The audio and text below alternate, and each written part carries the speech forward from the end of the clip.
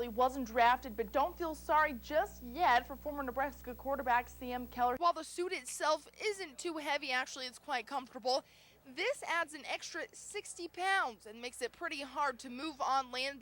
2 people in custody after a traffic stop near Kearney. The governor also talked about immigration, calling it a heated and emotional issue. Millions of dollars in the works for train set projects in central Nebraska.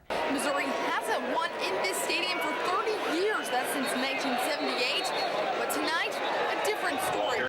Well, it may be a little early to start talking high school football, but the National Association of Athletic Trainers already warning coaches to take it easy during the first few weeks of August practices.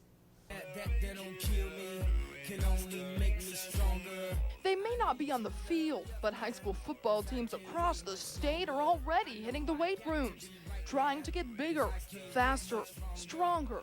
We just want to get better in every aspect of our game. That drive is part of what prepares them for a grueling summer camp in August. Most schools like Axtell and Kearney have 2 practices a day during the peak of Nebraska's dangerous heat and humidity. We want to do the best we can to get them prepared physically and mentally for that first football game. But the National Association of Athletic Trainers says 2-a-days are not such a good idea. They're calling on coaches to eliminate them, at least during the first week of August drills. There's dehydration, heat exhaustion, heat stroke, so it can be dangerous if proper precautions aren't taken. The Nebraska Schools Activities Association agrees. While they're not requiring coaches to limit practices to 1 a day, they are strongly recommending it. These recommendations are intended to make sure that all schools, not just many schools, are looking out for the health and safety of their football athletes. Here are the recommendations. No early season football practice should exceed 3 hours and should include plenty of water and rest breaks. A minimum of a 3-hour break is required between 2-a-day practices, and a school should schedule no more than 3 2-a-day practices per week, not on consecutive days. Local coaches say it boils down to common sense.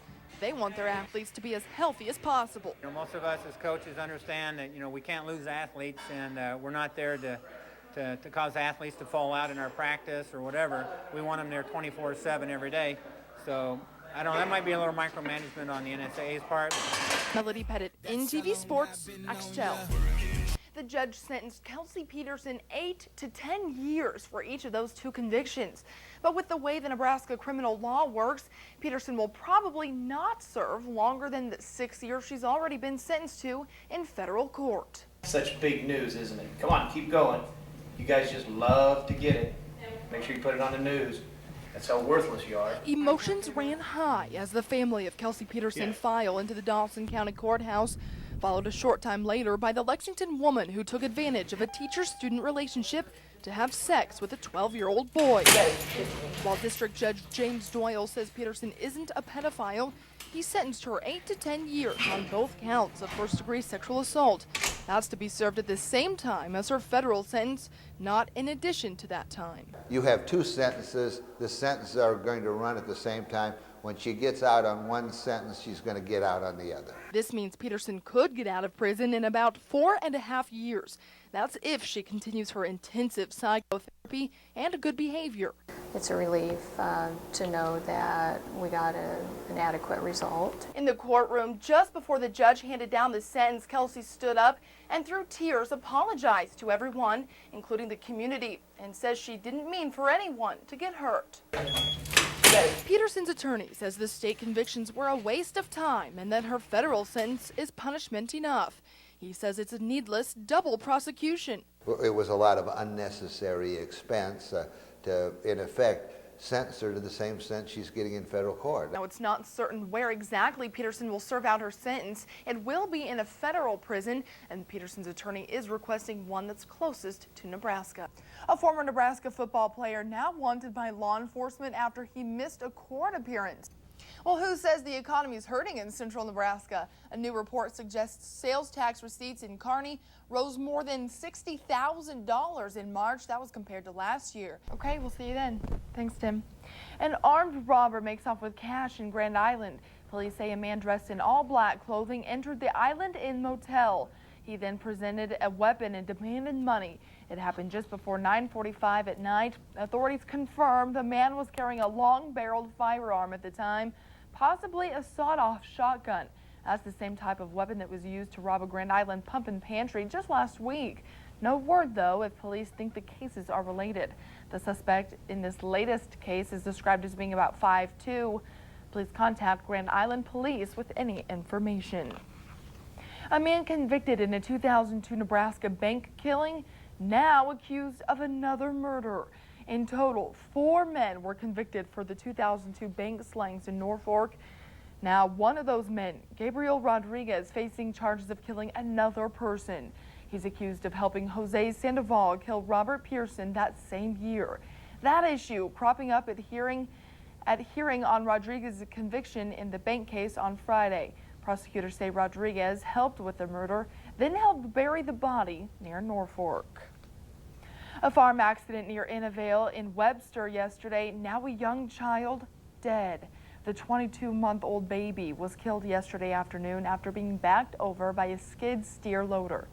The county attorney says it happened at about 3:15. He's declined to release the name of the machine operator, but confirms no drugs or alcohol were involved. There's no plan for a criminal investigation at this time.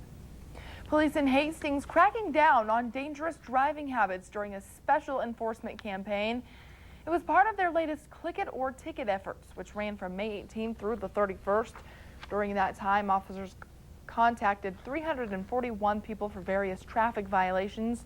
That includes 1 person taken into custody for resisting arrest, 5 people for driving under suspension, and 2 people arrested for driving under the influence.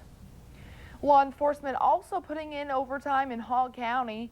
That's where the State Patrol and the Sheriff's Office teamed up this weekend looking to crack down on dangerous drivers in that area. In total, 7 people were arrested for driving under the influence this weekend. The campaign fairly successful despite that wicked weather, which they say hampered their efforts. Not just Hall County, those storms ripped across central Nebraska this weekend. And if you want to see what they were dealing with across the state, head out to our community correspondent website. We've got plenty of pictures sent in over the last few days of massive hail that hit several cities and more. It's all on Nebraska.tv.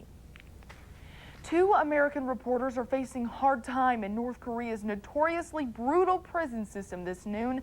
The women were convicted in a secret trial after they allegedly crossed the border from China into the north. Secretary of State Hillary Clinton has made an extraordinary personal appeal for their release, but for now, they're at the mercy of one of the world's most ruthless regimes. ABC's Jui Cho reports from South Korea.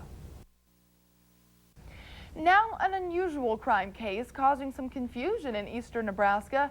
Police in Beatrice say a stolen alligator still has not resurfaced. But don't worry, it's not a real gator on the loose, but a 9-foot-long floating water toy. It was reported stolen last week by a water park. The park valued it at more than $1,000. After a stormy weekend, what do we have in store for us this week? Maybe some long alligators floating down the rivers? I don't think we're going to be worrying about the alligators, but we